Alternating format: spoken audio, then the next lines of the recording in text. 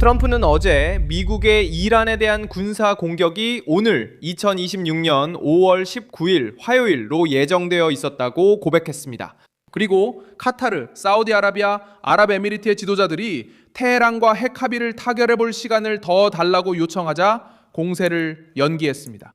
이 폭로는 익명의 유출이나 꾸며낸 뒷이야기에서 나온 것이 아닙니다. 이 사실은 바로 대통령 본인에게서 나왔습니다. 그는 작전이 이미 준비되어 있었고 펜타곤이 행동에 나설 태세를 갖췄으며 단지 걸프 동맹국들이 마지막 외교적 기회를 간청했기 때문에 명령이 보류됐다고 밝혔습니다. 하지만 트럼프는 위협을 거두지 않았습니다. 그는 어제 공격을 보류했고 결정을 오늘로 미뤘습니다.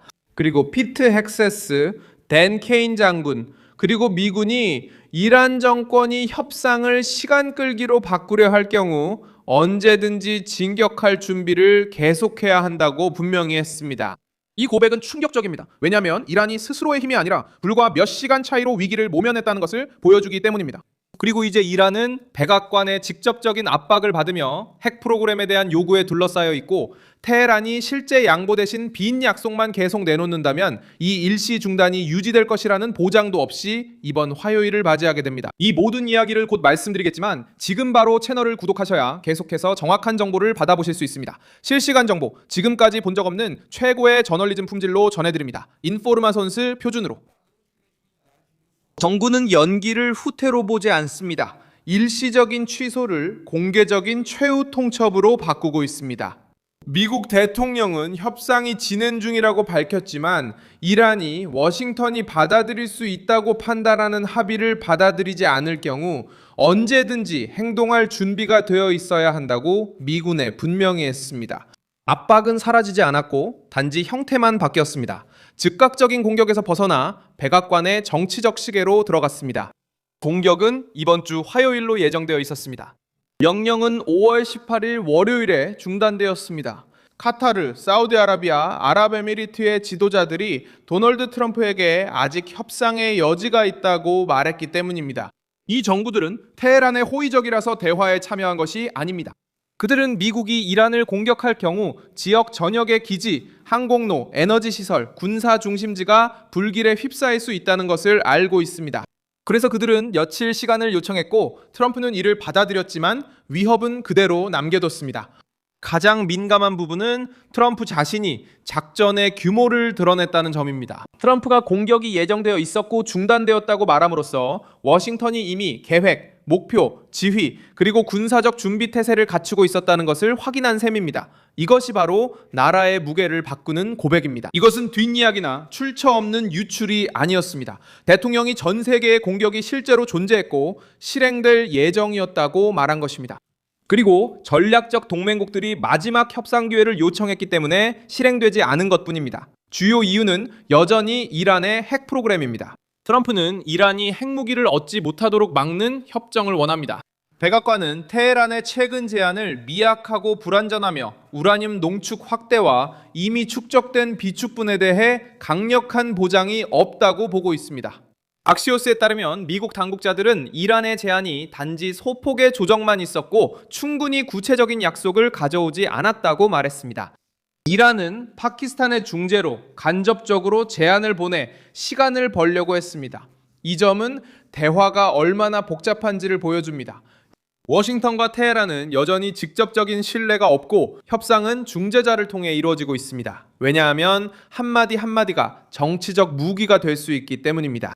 트럼프가 실질적인 내용이 없는 제안을 받아들인다면 이란은 미국의 압력에 저항했다고 주장할 수 있는 여지를 얻게 됩니다. 그래서 백악관은 군사적 위협을 계속 유지하고 있습니다. 사우디아라비아도 또 다른 이유로 주목의 중심에 있습니다.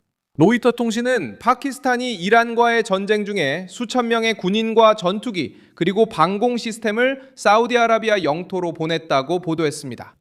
이것은 그 요청이 트럼프에게 전달된 것이지 평온한 정부들에서 온 것이 아님을 보여줍니다. 이 요청은 방어를 강화하고 인프라를 보호하며 위기가 걸프만 내에서 통제 불능 상태로 빠지는 것을 막으려는 동맹국들로부터 나온 것입니다. 아랍에미리트도 이미 이 지역이 경계 상태에 있기 때문에 계산에 포함되었습니다. 가디언지는 국제 원자력 기구에 따르면 드론 공격 이후 바라카 원자력 발전소의 전력이 복구되었다고 보도했습니다. 이런 사건들은 트럼프에게 압박을 가중시키는데 이란에 대한 새로운 공격이 있을 경우 미국 동맹국의 민감한 지점에 대한 보복이 일어날 수 있기 때문입니다. 그럼에도 불구하고 그는 자신이 결정권을 쥐고 있음을 보여주었습니다. 그는 위협했고 준비했으며 동맹국들의 요청을 받았고 위협을 거두지 않은 채 작전을 보류하기로 결정했습니다. 테헤란에게 이 메시지는 불편합니다. 이란은 공격을 포기한 대통령을 상대하고 있는 것이 아닙니다. 이란은 공격 준비가 되어 있었고 협상이 실패하면 언제든 다시 시작할 수 있다고 밝힌 대통령과 상대하고 있습니다. 백악관에서 열릴 것으로 예상되는 국가안보팀 회의는 이러한 카운트다운 분위기를 더욱 고조시키고 있습니다. 도널드 트럼프 대통령은 이란이 단지 며칠 더 정치적으로 버티려는 것인지 평가하면서 주요 참모들과 함께 군사적 선택지를 검토할 예정입니다. 이제 질문은 워싱턴의 계획 유무가 아닙니다. 트럼프 대통령이 이미 인정했습니다. 질문은 이제 테헤란이 이 일시 중단을 끝내기 위해 실제 양보를 할 것인가입니다. 압박은 아야톨라들에게도 가해졌으며 이란의 제안이 설득력을 얻지 못했기 때문입니다. 미국 당국자들은 농축 중단과 이미 존재하는 핵물질의 처리에 대한 확고한 약속이 부족하다고 지적했습니다. 간단히 말해서 이란은 약속을 보장인 것처럼 팔려고 했습니다. 도널드 트럼프는 기다리기로 했지만 이란의 입장을 최종 해결책으로 받아들이지는 않았습니다. 앞으로 어떻게 될까요? 사우디아라비아와 아랍에미리트는 영내 확전을 우려해 중단을 요청했습니다. 이 동맹국들은 워싱턴의 결정이 기지, 공항, 에너지 시설, 선박에 대한 새로운 공격의 물결을 촉발하는 것을 피하고 싶어 합니다. 하지만 그들도 이란이 대가를 느낄 때만 협상에 나선다는 것을 압니다. 트럼프의 전략은 공격 준비가 외교의 전제임을 분명히 하는 것이었습니다. 이번 위기의 가장 큰 특징은 공개적인 발언과 군사적 뒷이야기 사이의 대조입니다.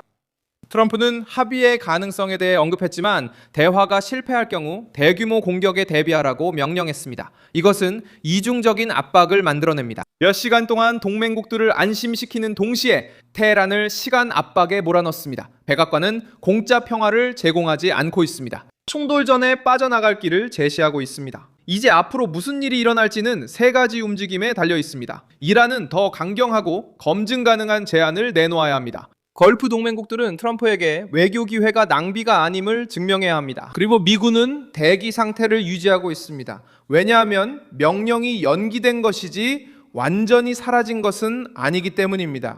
트럼프의 고백은 테헤란에 잔인하게 위기를 드러냈습니다. 이란은 시간을 벌었지만 안전을 얻지는 못했습니다.